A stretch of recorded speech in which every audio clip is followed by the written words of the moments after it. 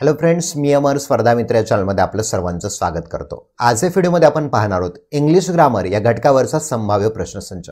आगामी ज्या परीक्षा आहेत जसं की असेल तलाठी भरती असेल, त्यानंतर जिल्हा निवड समिती असेल, कृषी विभाग असेल, ग्रामसेवक भरती असेल, वन भरती असेल किंवा इतर ज्या स्पर्धा परीक्षा आहेत, तर प्रत्येक स्पर्धा परीक्षेमध्ये तुम्हाला IBPS आणि TCS या पॅटर्न अनुषंगानेच प्रश्न विचारले जाणार आहे।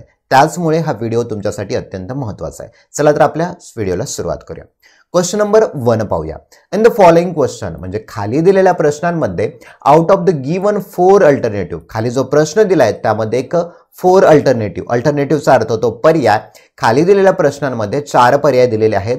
सिलेक्ट द अल्टरनेटिव्ह, जो आपल्याला असा पर्याय निवडायचा आहे which best expresses the meaning of the idiom oblique phrases, जो की काय अर्थ पूर्ण करणार आहे त्या इडियमचा। इडियम म्हणजे काय तर मन म्हणूया आणि फ्रेज म्हणजे वाक्प्रचार। खाली दिलेल्या तुम्हाला प्रश्नांमध्ये एक तर इडियम दिलेला आहे, इडियमला आपण अल्टरनेटिव्ह वर्ड असं म्हणू शकतो प्रोवर्ब। प्रोवर्ब म्हणजे काय तर मन आणि फ्रेजेस म्हणजे वाक्प्रचार। अशा प्रश्नामध्ये तुम्हाला एक प्रकारचे एक इडियम दिलं जातं किंवा फ्रेज दिलं जातं आणि त्या फ्रेजचा तुम्हाला अर्थ सांगायचा असतो। आपल्याला कोणती इडियम दिलेली आपण ते पाहूया। होल 9 यार्ड्स ही आपल्याला इडियम दिलेले आहेत आणि या इडियमचा आपल्याला which best expresses the meaning आपल्याला फाइंड आउट करायचं आहे। ओके, प्रश्न मध्ये असणारे ऑप्शन वाचूया। पहिला ऑप्शन आहे अंडर कंट्रोल सिच्युएशन म्हणजे परिस्थिती नियंत्रणात आणणं। दुसरा आहे एव्हरीथिंग पॉसिबल म्हणजे सर्व काही शक्य आहे। ऑप्शन नंबर 3 चा अर्थ होतो वर्क ऑर स्टडी हार्ड म्हणजे काम किंवा अभ्यास मेहनतीने करणं। चौथ्या ऑप्शनचा अर्थ होतो बिटवीन 2 डेंजर्स म्हणजे 2 धोक्यांमध्ये। तो होल 9 यार्ड्स या इडियमचा ॲक्युरेट अर्थ होतो ऑप्शन नंबर 2 म्हणजे काय तर एव्हरीथिंग इज पॉसिबल हा त्याचा अर्थ होतो, म्हणून ऑप्शन नंबर 2 हे आपलं आन्सर आहे। नेक्स्ट बघूया question number 2। The question below consist of a set of label sentences. बघा क्वेश्चन बिलो खाली दिलेला जो प्रश्न आहे कन्सिस्ट म्हणजे काय तर बनलेला आहे, कशापासून बनलेला आहे सेट पासून। सेट म्हणजे काय तर संच ऑफ अ लेबल सेंटेन्सेस। बघा PQR हे एक प्रकारचे लेबल दिले आहेत आणि या लेबल पासून हा संच बनलेला आहे।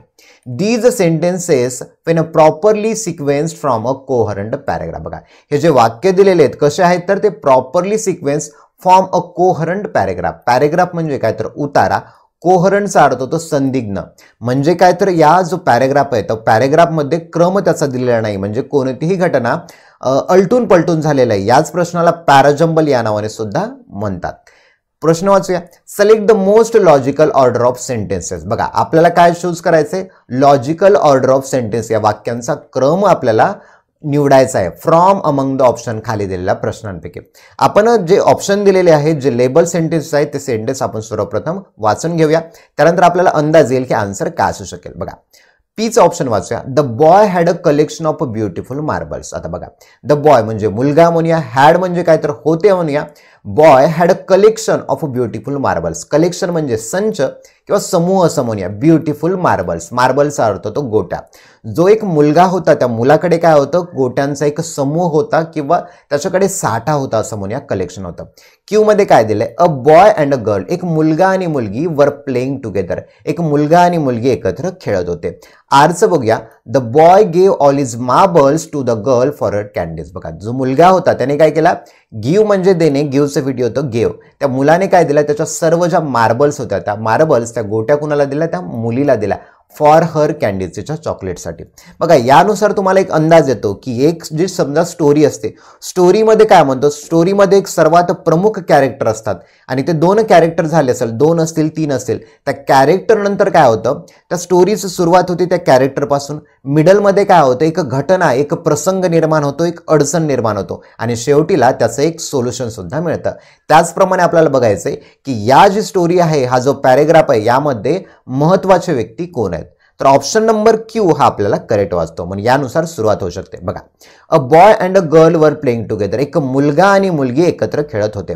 बघा ऑप्शन पैकी बघा 1 P पासून चालू झालाय, दुसरा Q पासून झालाय, तिसरा R पासून झालाय, चौथा R पासून झालाय, म्हणजेच आपला आन्सर आहे बघा ऑप्शन नंबर 2। येथेच आपल्याला क्लिक झाले, तरी सुद्धा आपण एक कन्फर्म करण्यासाठी पूर्ण बघूया। A boy and a girl were playing together म्हणजे ऑप्शन नंबर 1, एक मुलगा आणि मुलगी एकत्र खेळत होते। त्यानंतर दुसरी घटना काय झाली बघूया। The boy had a collection of a beautiful marble, जो मुलगा होता त्याच्याकडे मार्बलचा काय होता कलेक्शन होता, संच होता, समूह होता। ही दुसरी घटना झाली। तिसऱ्या याच्यामध्ये बघा the boy gave all his marbles, बघा त्याच्याकडे दुसऱ्या याच्यामध्ये काय त्याच्याकडे संच होता, मग त्या मुलाने काय केलं, the boy gave all his marbles to the girl, त्या मुलाने त्याच्या सर्व मार्बल्स होत्या त्या मुलीला दिला फॉर हर कॅन्डी, त्याच्या चॉकलेटसाठी. म्हणून या सिक्वेन्सनुसार जो ऍक्च्युअल जी ऑर्डर आहे ती ऑर्डर आपल्याला सापडलेली आहे. ऑप्शन नंबर 2 हे आपलं आन्सर आहे. चला नेक्स्ट क्वेश्चनकडे वळूया. Question number 3, select the most appropriate option to complete the following sentence. खाली दिलेला जो सेंटेन्स आहे ते सेंटेन्स आपल्याला पूर्ण करण्यासाठी आपल्याला अप्रोप्रिएट ऑप्शन आपल्याला फाइंड आउट करायचा आहे. प्रश्न वाचूया. A carpenter with years of experience was ready. बघा अ कार्पेंटर, कार्पेंटर म्हणजे कोण, तर कार्पेंटरचा अर्थ होतो सुतार. जो सुतार होता त्याला इयर्स ऑफ एक्सपिरियन्स, एक्सपिरियन्स म्हणजे अनुभव, इयर्स म्हणजे वर्षानुवर्ष, त्या सुताराला वर्षानुवर्ष कामाचा अनुभव होता आणि तो रेडी झालेला होता, तयार झालेला होता. कशासाठी, तर रिटायर होण्यासाठी. आणि यापैकी आपल्याला एक वर्ड फाइंड आउट करायचा आहे. पहिला आहे रिटायरिंग, दुसरा आहे रिटायरमेंट, तिसरा आहे टू रिटायर, चौथा आहे रिटायर. काय असू शकेल बरं आन्सर? आन्सर आहे ऑप्शन नंबर 3 टू रिटायर. बघा टू नंतर V1 वापरण्यात आलेलं आहे म्हणजे इन्फिनिटिव्हची आवश्यकता आहे. बघा याला इन्फिनिटिव्ह असं म्हणतात. म्हणजे करेक्ट ऑप्शन येतं 3 जो की इथे इन्फिनिटिव्ह यूज करता येतो. बघा अ कार्पेंटर, जो कार्पेंटर होता त्याला एक खूप वर्षांचा अनुभव होता आणि तो काय झाला होता, वॉज रेडी टू रिटायर. अशा प्रकारचे प्रश्न सोडवण्यासाठी तुम्हाला तुमचं वाचन वाढवणं महत्वाचं आहे. म्हणजे ऑप्शन नंबर 3 हा आपला करेक्ट आहे. चला नेक्स्ट बघूया क्वेश्चन नंबर 4 काय म्हणतो. In the following question, out of the 4 alternatives, select the alternative which is the best substitute of the phrase. बघा in the following question, खाली दिलेल्या प्रश्नांपैकी out of the 4 alternative 4 पर्याय दिलेले आहेत. select the alternative, आपल्याला असा अल्टरनेटिव्ह फाइंड आउट करायचा आहे which best substitute for the phrase. आता सबस्टिट्यूटचा अर्थ काय होतो, तर अदला बदल करणे. हा जो प्रश्न दिलेला आहे तो आहे वन वर्ड सबस्टिट्यूशन या टॉपिक मधला. बघूया वन वर्ड सबस्टिट्यूशनचं काय दिलंय. The branch of zoology that studies insect. Branch म्हणजे काय, तर ब्रांचचा अर्थ होतो शाखा किंवा शास्त्र असं म्हणूया. The branch of zoology, zoology म्हणजे काय, तर प्राणीशास्त्राची अशी शाखा, दॅट म्हणजे जी की, स्टडीज म्हणजे अभ्यास करते इन्सेक्टचा. इन्सेक्ट म्हणजे काय, कीटकांचा. कीटकांचा अभ्यास करणाऱ्या शास्त्राला किंवा कीटकांचा अभ्यास करणाऱ्या शाखेला काय म्हणतात. ऑप्शन आहेत आपल्याकडे 1 2 3 4. फर्स्ट आहे एथनॉलॉजी, सेकंड आहे गायनोकॉलॉजी, थर्ड आहे एटायमोलॉजी, चौथा आहे एंटोमॉलॉजी. मग यासाठी करेक्ट ऑप्शन येतं बघा ऑप्शन नंबर 4 हा आपला आन्सर आहे. ओके, इथे थोडं रॉंग झालेलं. ऑप्शन नंबर 4 हा आपला करेक्ट आहे. एंटोमॉलॉजी म्हणजे काय, the branch of zoology that studies insect. बघूया ऑप्शन 1चा अर्थ काय होतो एथनॉलॉजीचा. येथे दिले बघा एथनॉलॉजी म्हणजे काय, तर मानव वंशशास्त्राचा शास्त्रीय अभ्यास किंवा तुलना. इंग्लिशमध्ये काय म्हणतात, the scientific study and comparison of human races. Human म्हणजे मानव म्हणूया, रेसेस म्हणजे वंश म्हणूया. सायंटिफिक स्टडी शास्त्रीयरित्या जो अभ्यास केला जातो आणि कंपॅरिझन केलं जातं, तुलना केली जाते. कशाची, तर ह्युमन रेसेस म्हणजे मानव वंश जी तुलना केली जाते त्याला काय म्हणतात, एथनॉलॉजी असं म्हणतात. नेक्स्ट आहे गायनोकॉलॉजी. गायनोकॉलॉजीचा अर्थ काय होतं, the study and treatment of diseases. बघा the study and treatment of diseases and medical problems of woman. आणि याला मराठीमध्ये म्हणतो स्त्रियांच्या रोगाचे शास्त्र. गायनोकॉलॉजी म्हणजे काय, तर स्त्रियांना जे आजार असतात त्या आजारांचं काय ट्रीटमेंट करणं. ट्रीटमेंट म्हणजे काय, तर उपचार करणं. डिसीज म्हणजे रोग म्हणूया. आणि स्टडी स्त्रियांविषयी जे आजार असतात त्या आजारांचं काय करणं, अभ्यास करणं, रोगांचा अभ्यास करणं, जे मेडिकल प्रॉब्लेम्स आहेत त्याचा अभ्यास करणं, या शास्त्राला गायनोकॉलॉजी असं म्हणतात.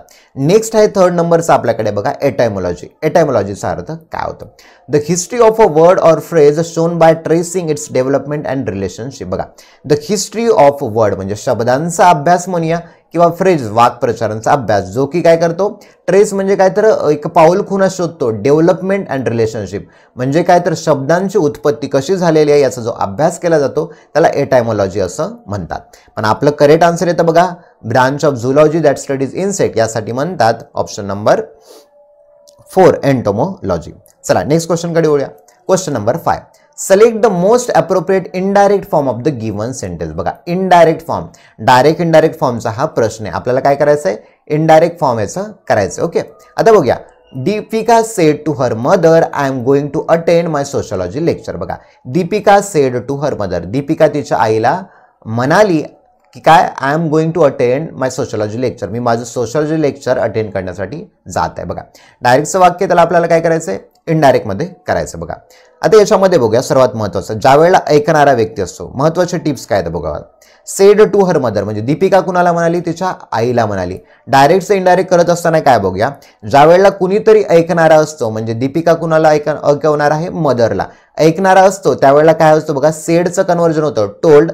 सेड टू येथे दिलेलं आहे, मग सेड टूचं कन्वर्जन होणार आहे टोल्ड, आणि से जर असेल तर त्याचं कन्वर्जन होतं टेलमध्ये. मग या सेड टूचं कन्वर्जन होणार जे आहे ते आपल्याला फाइंड आउट करायचं. ऑप्शन नंबर 1 मध्ये बघा इथे सेड टूचं टोल्ड झाले, 2 मध्ये सुद्धा टोल्ड झाले.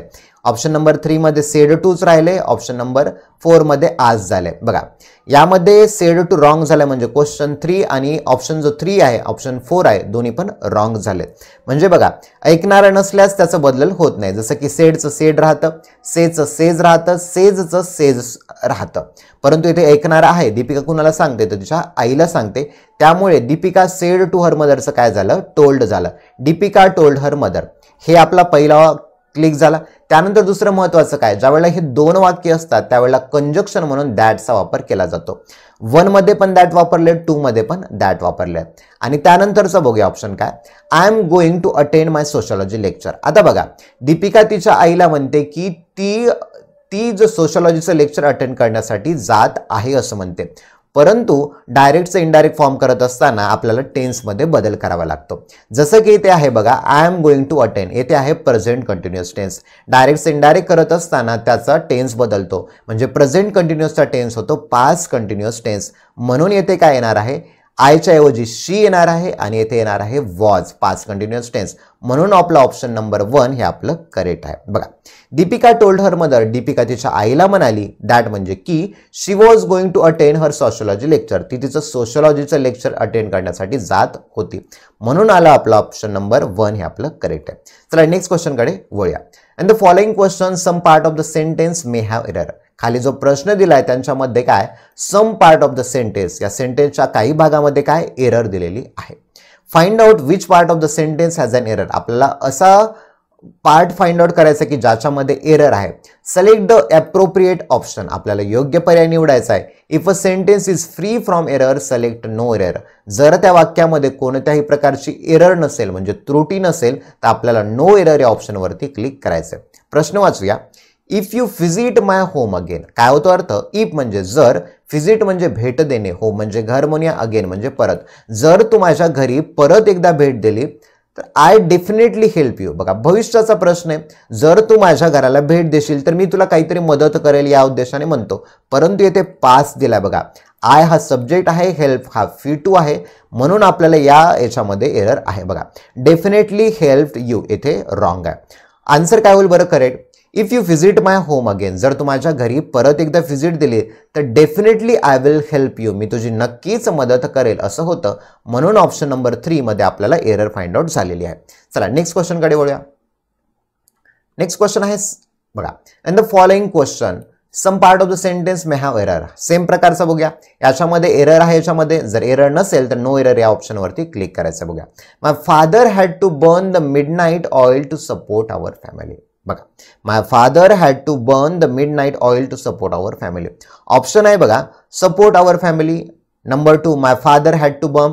Number 3 no error. Number 4 the midnight oil. बघा या वाक्यामध्ये कोणत्याही प्रकारची एरर नाहीये, म्हणजे ऑप्शन नंबर 3 हा आपला ऑप्शन करेक्ट आहे.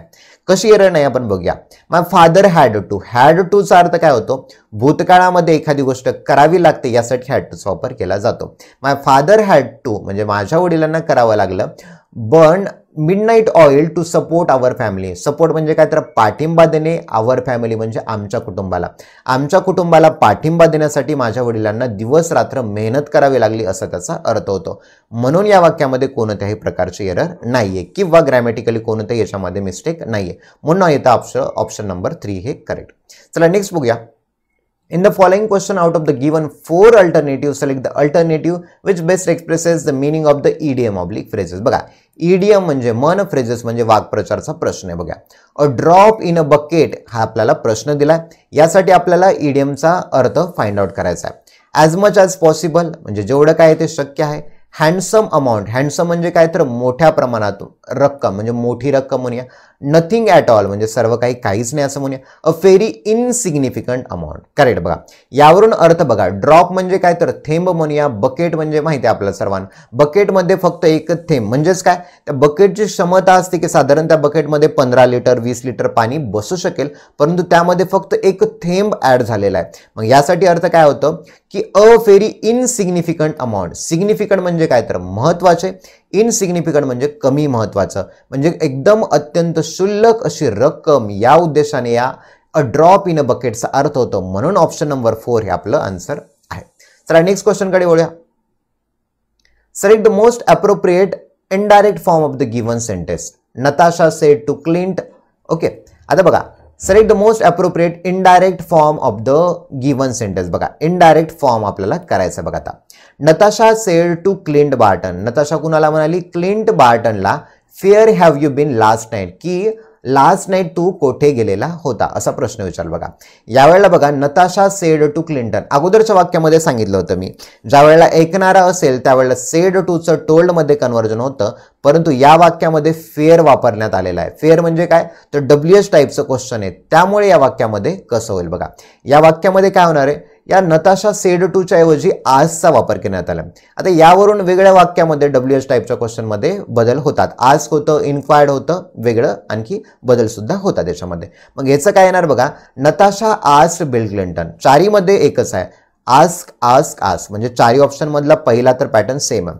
नेक्स्ट बघा 2 नंबरचं बघा. आता कंजक्शन म्हणून अवतरण चिन्हातील WH शब्द वापरायला, आणि ज्या वेळेला आपण इतर नॉर्मल वाक्यामध्ये दॅट्सचा वापर करतो, परंतु WH क्वेश्चनचा वापर असल्यामुळे येथे फेअर हे कंजक्शन वापरूया. चारी ऑप्शन मध्ये फेअर हे दिलेले आहे. त्यानंतर पर्याय काय म्हणतो आपला, ज्या वेळेला जो टेन्स दिलेला असतो त्या टेन्सचं काय आपल्याला काय करता येईल, त्या टेन्सला आपल्याला बदलावं लागेल. बघा फेअर हॅव यू बीन म्हणजेच काय, यामध्ये प्रेझेंट परफेक्ट आहे, आपल्याला काय करायचं आहे तर पास्ट परफेक्ट करायचं आहे. आणि हे वाक्य बघा प्रश्नार्थी वाक्य दिलेलं आहे, म्हणजेच काय बघा प्रश्नार्थी वाक्य दिलं असल्यामुळे याला काय करायचं आपल्याला विधानार्थी वाक्य बनवायचं. म्हणजे subject plus fur plus object या याच्यामध्ये आपल्याला पॅटर्न मध्ये वाक्य बनवायचं आहे. म्हणजेच बघा इथं काय येतं फेअर. आता यावरून आपल्याला कळून जाईल, फेअर हॅव यू बीनचं प्रेझेंट परफेक्ट आहे, आपल्याला पास्ट परफेक्टचं काय होणार subject plus had plus V3 म्हणजे ही हॅड बीन येणार यामध्ये. म्हणून आपला ऑप्शन नंबर 1 हे करेक्ट आहे. बघा काय काय बदल झाले त्याच्यामध्ये. नताशा ऑप्शन नंबर 1 वरून बघूया आपण काय बदल. Natasha said to Clint Barton, याचं काय झालं Natasha asked Clint Barton. Okay, येथे कंजक्शन म्हणून फेअरचा वापर झालाय, प्रेझेंट परफेक्ट आहे पास्ट परफेक्ट मध्ये झाले, आणि विधानार्थी वाक्य झालेलं आहे महत्वाचं. Where he had been last नाईटचं काय झालं द प्रिव्हियस नाईट. बघा बदल महत्वाचे आहेत. चला ऑप्शन नंबर 1 हे आपलं करेक्ट होतं. नेक्स्ट बघूया आता क्वेश्चन नंबर 10 बघा. In the following questions, 4 words have been given out of which one is incorrectly spelled. बघा स्पेलिंग मिस्टेक्स हा प्रश्न आहे, तुम्हाला इनकरेक्टली स्पेल्ड म्हणजे मिसस्पेल्ड फाइंड आउट करायचे आहे. बघा काय होतं बरं याच्यामध्ये. ऑप्शन 1 आहे लासिवियस, दुसरा आहे रॅम्पर्ट, तिसरा आहे जनरस, चौथा आहे क्युपिडिटी. चला काय अर्थ होतो बरं याचा, काय अर्थ होतो किंवा इनकरेक्ट स्पेल्ड काय होतं बरं. आता लासिवियसचा अर्थ काय होतो, लासिवियसचा अर्थ काय होणार बघा, येथे स्पेलिंग मिस्टेक आहे. ओके, LACIFIOUS लासिवियस म्हणजे काय तर लहरी, यासाठी लहरी हा याचा अर्थ होतो मीनिंग, परंतु यामध्ये LASC हा गायब आहे, म्हणून आपला ऑप्शन नंबर 1 हा करेक्ट आहे. दुसरा आहे बघा रॅम्पर्ट. आता रॅम्पर्टचा अर्थ काय होतो, रॅम्पर्टचा अर्थ होतो बघा किल्ल्याला तटबंदी असणं असा त्याचा अर्थ होतो. रॅम्पर्ट बरोबर आहे, ऑप्शन आपल्याला सापडला इनकरेक्ट स्पेल्ड 1 हा आपलं आन्सर आहे. परंतु अर्थासाठी आपण बघूया. रॅम्पर्ट म्हणजे काय तर तटबंदी असणं, किल्ल्याला तटबंदी करणं, बंदिस्त करणं. जनरस म्हणजे काय, जनरसचा अर्थ होतो उदार किंवा औदार्य असणारा माणूस म्हणजे मोठ्या मनाचा माणूस. क्युपिडिटीचा अर्थ काय होतो बरं, क्युपिडिटीचा अर्थ होतो अतिलोभीपणा म्हणजे पैशाचा अत्यंत हव्यास असणारा जो असतो व्यक्ती, त्याला क्युपिडिटी असं आपण म्हणतो. चला नेक्स्ट क्वेश्चन कडे वळूया.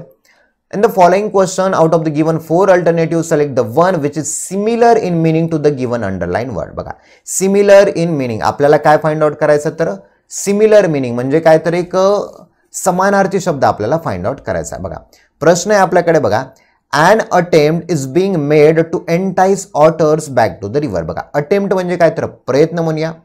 an attempt is being made to entice, बघा an attempt is being made to entice otters back to the river. बघा attempt म्हणजे प्रयत्न म्हणूया.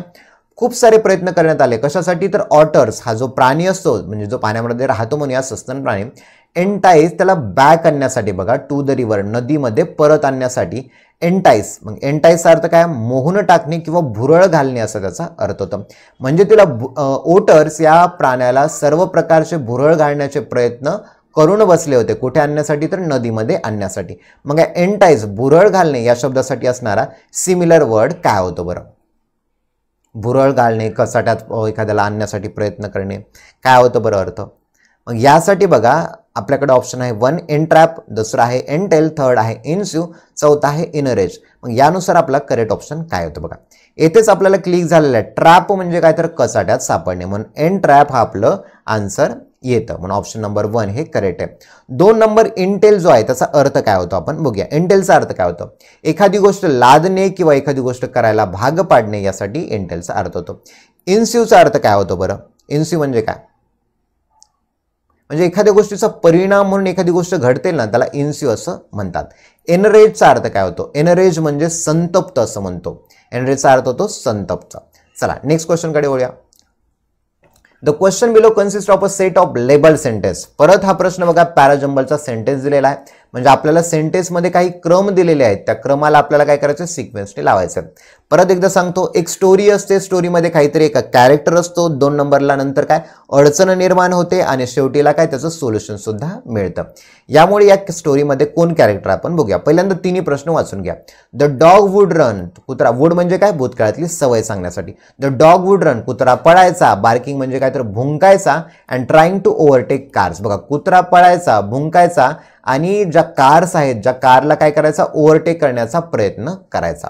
दुसरा आहे the road side of vehicles to come, ज्या रस्त्याच्या बाजूला रोड साईड व्हेकल्स, रस्त्याच्या बाजूने ज्या व्हेकल जायच्या, जे वाहने जायचे. दुसरा आहे a farmer had a dog, एक शेतकरी होता त्याच्याकडे डॉग होता. दॅट युज्ड टू वेट, आणि तो काय करायचा वेट करायचा. कशासाठी? युज्ड टू म्हणजे काय भूतकाळातील सवय दर्शवण्यासाठी वेटचा वापर केला जातो म्हणून येते बघा.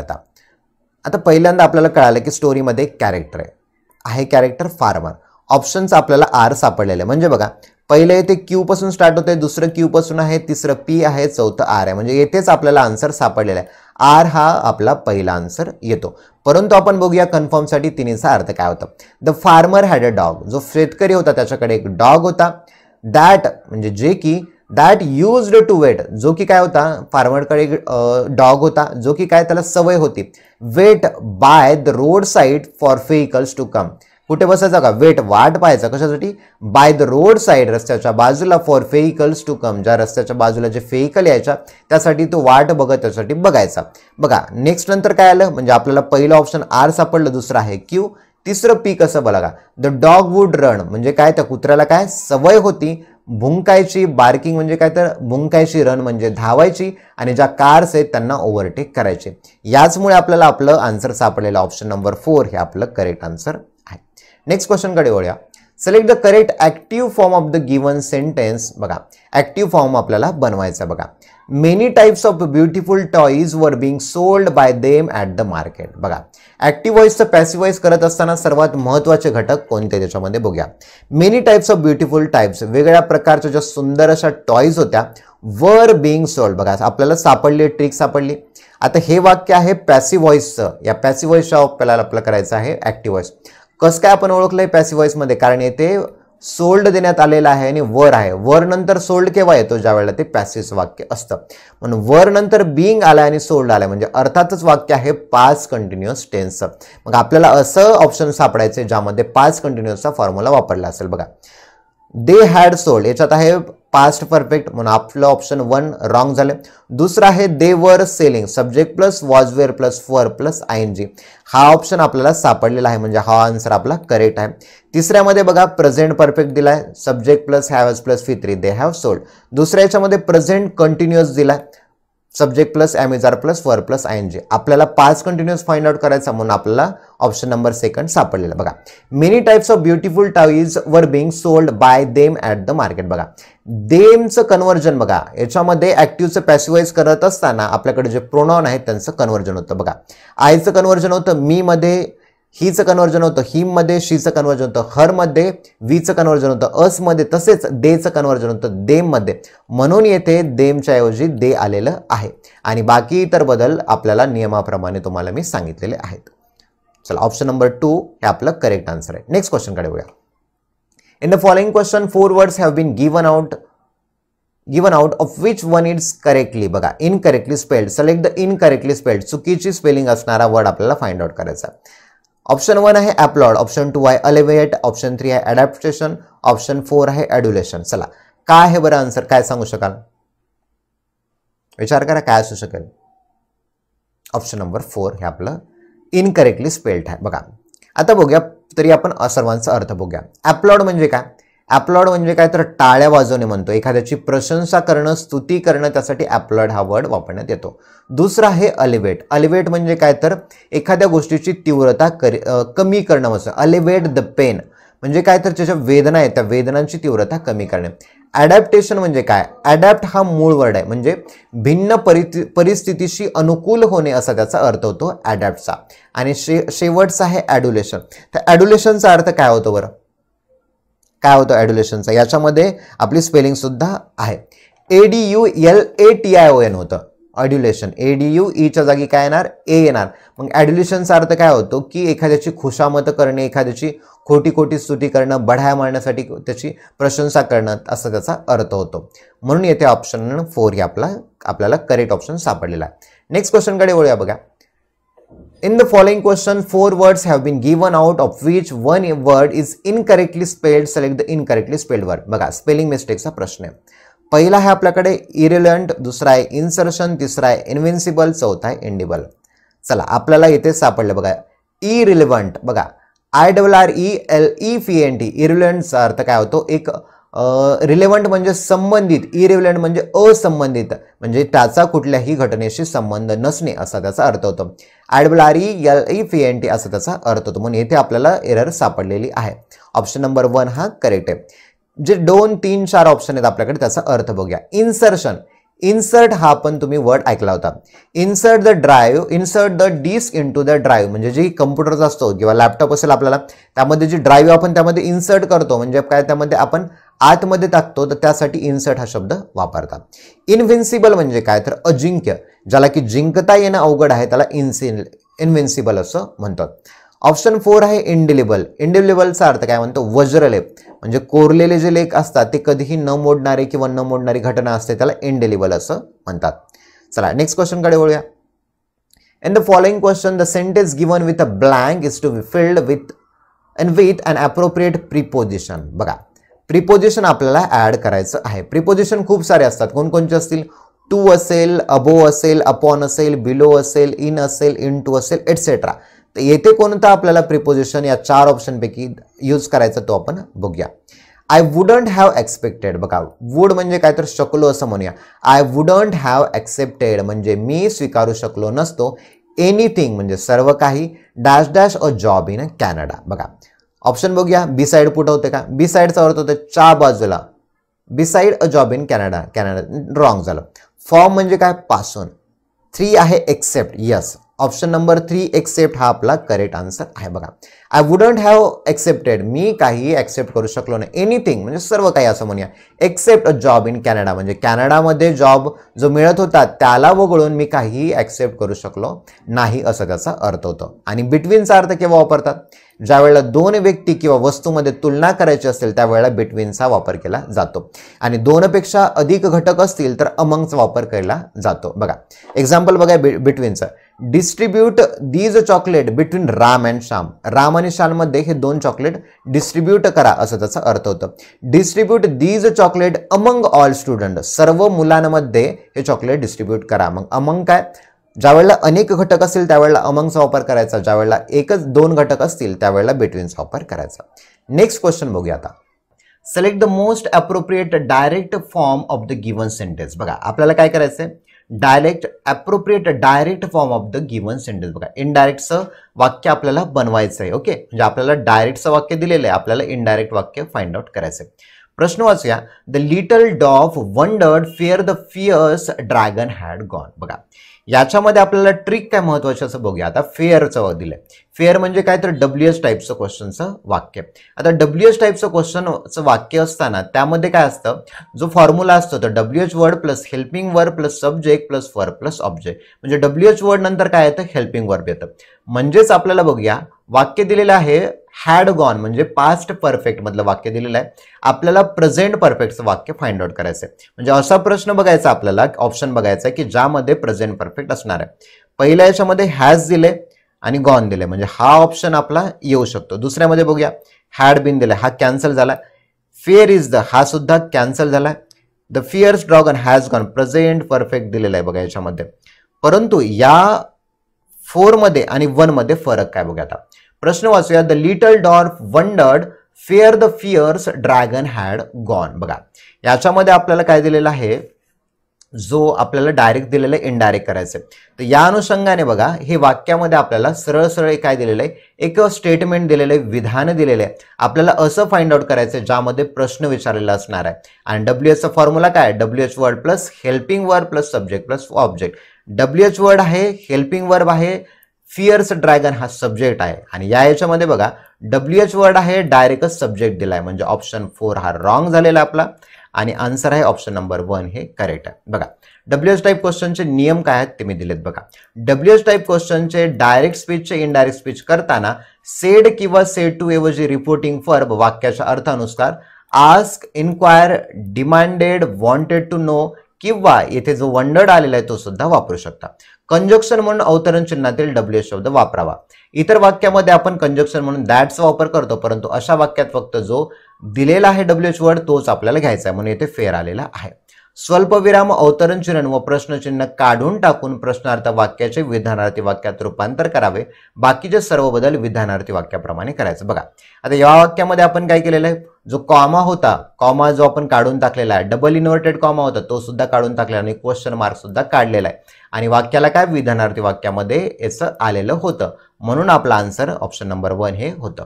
चला क्वेश्चन बघूया 18. In the following question some part of the sentence may have errors. बघा एररचा प्रश्न आहे, आपल्याला एरर फाइंड आउट करायचे. प्रश्न वाचूया. Some people in our country do not complies with the rules and regulation. Option आहे do not complies with, option 2 आहे नो एरर, ऑप्शन 3 आहे the rules and regulation, option 4 आहे some peoples in our country. तर यानुसार आपल्याला सापडलेलं बघा some people in our country येथे डू नॉट वापरण्यात आलेलं बघा आहे. बघा मग some people in our country काही लोकांबद्दल मग येथे डज नॉट येत असतं म्हणून आपला आन्सर आहे बघा ऑप्शन नंबर 1 हे रॉंग झालेलं होतं. नेक्स्ट बघूया. In the following question the sentence given with a blank is to be filled with an appropriate preposition. प्रिपोजिशनचा प्रश्न आहे. Select the most appropriate option to fill it. आपल्याला अप्रोप्रिएट योग्य option त्यामध्ये फाइंड आउट करायचा. बघा I wouldn't be in here dash dash your help. येथे बघा बट फॉर येतं. आय वुडंट बी हिअर मी येथे नसू शकलो असतो बट फॉर युअर हेल्प, पण तुझ्या हेल्पसाठी तुझ्या मदतीसाठी येथे असू शकलो नसतो म्हणून आपलं ऑप्शन आहे बघा ऑप्शन नंबर 1 हे करेक्ट आहे. नेक्स्ट बघूया जो की शेवटचा प्रश्न आहे आपला. The question below consist of a label sentences. बघा लेबल सेंटेन्स म्हणजे काय तर पॅराजंबलचा सेंटेन्स आहे. या 3 सेंटेन्सला आपल्याला क्रमाने लावायचं. प्रश्न काय म्हणतो, एक स्टोरी आहे, स्टोरीमध्ये कोणतरी कॅरेक्टर आहे, महत्वाचा हिरो आहे, दुसऱ्या याच्यामध्ये काहीतरी अडचण निर्माण होते आणि शेवटच्या याच्यामध्ये सोल्युशन निर्माण होतं.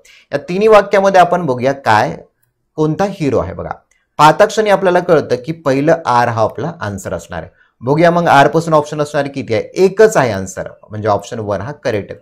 बघूया आपण डाऊटसाठी आपण क्लिअर करूया काय अर्थ होतो. Once a dog ran into a museum filled with mirrors. बघा वन्स म्हणजे एकदा dog ran into museum. जो डॉग होता, कुत्रा होता, कुठे गेला, एक म्युझियम मध्ये गेला, संग्रहालयामध्ये गेला.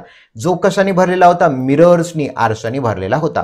म्हणजे कॅरेक्टर दिलेला याच्यामध्ये. आता दुसऱ्या याच्यामध्ये सिच्युएशन काय बघा, आर नंतर क्यू आलाय मग सिच्युएशन. सीइंग हिज रिफ्लेक्शन, आरशामध्ये त्यानं त्याचं रिफ्लेक्शन पाहिलं, त्याचं परावर्तन पाहिलं आणि ते पाहून the dog froze in surprise. Surprise म्हणजे आश्चर्याने डॉग कसा झाला, फ्रोज झाला, गोठला गेला, एकदम आश्चर्याचा त्याला धक्का बसला. दुसरं सिच्युएशन झाली. तिसऱ्यामध्ये त्याचं डायरेक्ट सोल्युशन बघा. As he could see many dogs surrounding him for all sides. आणि त्याचमुळे बघा तो ही कुड सी, तो पाहू शकला मेनी डॉग्स सराउंडिंग हिम, आणि त्या मिररमुळे तो त्याच्या आजूबाजूला, त्याच्या ऑल साईडनी, सर्व बाजूने डॉग्स आहेत असं त्याला जाणवलं.